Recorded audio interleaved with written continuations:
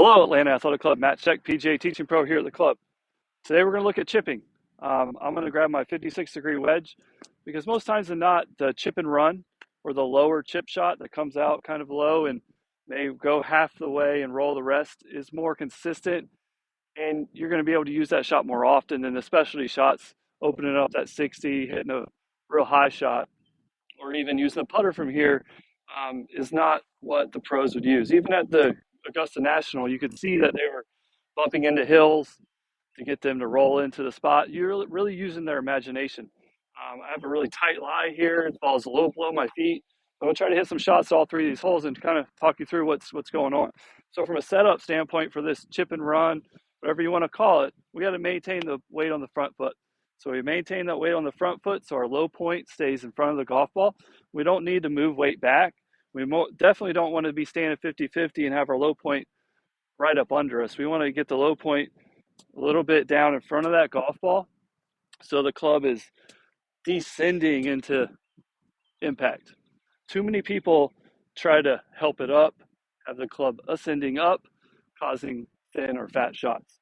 So from that, we're going to go ahead and put the weight on the front leg. Also, I like to see that front knee bent because I like to bounce the club on the ground.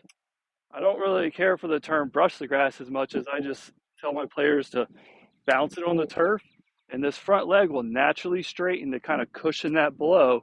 So as you're hitting down, the chest is actually coming up on the best chippers in the world, kind of the opposite of the full swing. So it's okay for the head to come up if we start nice and down. And then as we go back, I want to see the arms stay away from the body.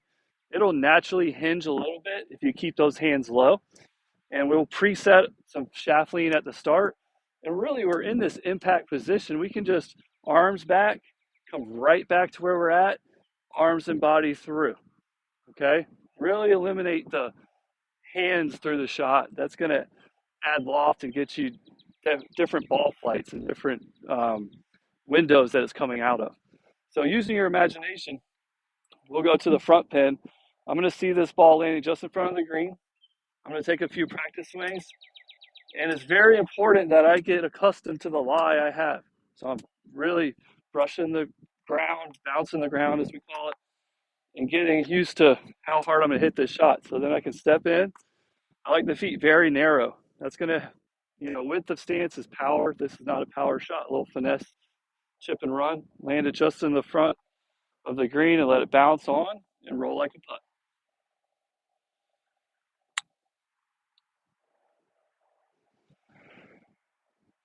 So that was a lot easier than taking a higher lofted wedge.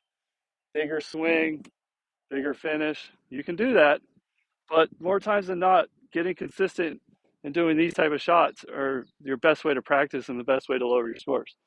Now, using my imagination to this far left pin, now I'm taking a little bigger practice swings, seeing where I want to land it. Use my imagination. If it's going to go half the way and roll out, how it's going to roll, where I need to land it, where I want to leave it. So I pick my spot, go ahead and set up, get the preset impact position. Now I can kind of visualize my shot and then game on.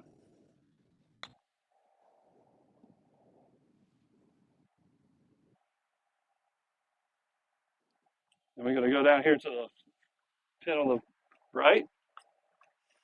Same thing. Get accustomed to hitting this ground. It really calms your nerves if you can make good practice swings that are not sticking in the ground. More times than not, I don't ever see people hit the ground in practice swings. So now they're stepping up to a chip shot where they are expecting to hit the ground when they haven't hit it on the practice swing. So it really calms my nerves to get the feeling of what the ground's doing, what's the grain doing in the grass. Look at this, where I want to land it, way out to the left. I'm in my impact position. I'm just going to take my arms back, nice and low, arms and body through.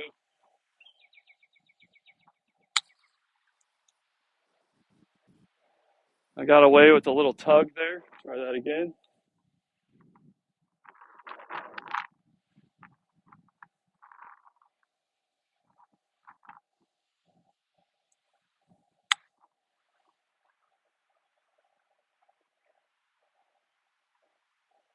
That one I hit a little fat.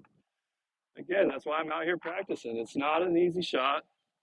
Probably fell back on my back foot a little bit. I got to stay forward, stay through this shot. That one I hit well.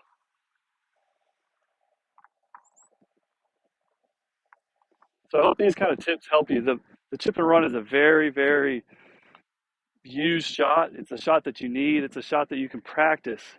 We don't need to be out here opening up the face doing these big shots all the time because, we just want to get it close to the hole. And I just showed you that but chip and running is probably your best bet most of the time. Now I use the 56 degree here. That's probably going to give you the best height with spin. If you go a little lower than that, you're going to need something that's going to roll out a lot. Greens these days are very firm and fast. You still want to get something that's going to spin the ball a little bit. But the 60 degree tends to be something that is a little bit harder to hit. This is a little more forgiving of a wedge. So I appreciate you watching. I hope you can go out there and practice these chip and runs and really get a good imagination and get where you can land it in the right spot each time. Thank you.